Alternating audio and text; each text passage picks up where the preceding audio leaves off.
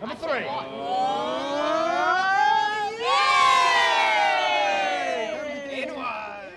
We've been told to carry on planning for Christmas and wear a mask while doing the shopping.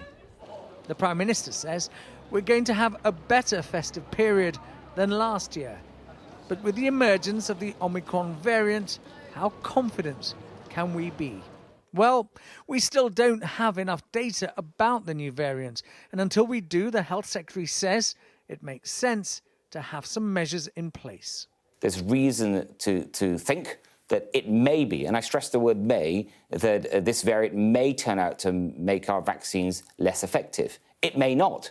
We just don't know enough. So I do think people will take this more seriously, and I think that will apply to public transport, it will apply in shops, it will be a regulation, as it has been before. But it's important, I think, to act in a proportionate way and also in a temporary way. I hope this is something that we can remove within weeks.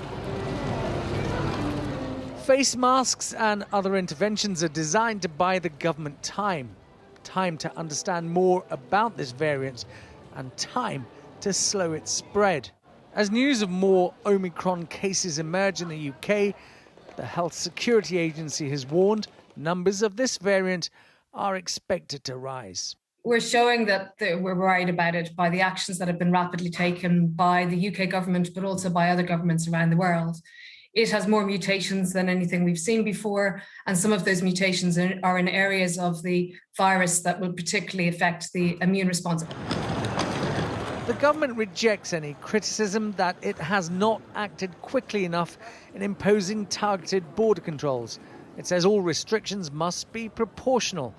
But with another case linked to travel discovered today from someone who arrived in the UK and has now left again, do these restrictions really go far enough? There are still some outstanding issues around travel. The government is saying everyone has to have a PCR test on day 2 when they arrive back in the UK, but they're not suggesting pre-departure tests for people before they board flights. There's no advice for people about travelling back from the airport on public transport.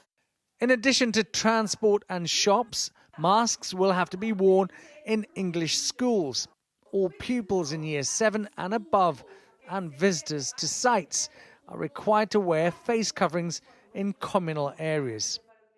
The National Education Union welcomed the recommendation, saying in a statement, "We think the Department for Education should go further and encourage mask wearing in secondary classrooms and also plan investment to improve ventilation and air filtration. These steps can all help reduce the spread of COVID and thereby reduce disruption to education." The speed of the spread of the Omicron variant has to be matched by the speed of action to try and slow it down. So far, all 3 cases have been linked to overseas travel. There is no proof of community transmission yet. If and when that happens, then a rethink on interventions will be needed. Ashish Joshi, Sky News.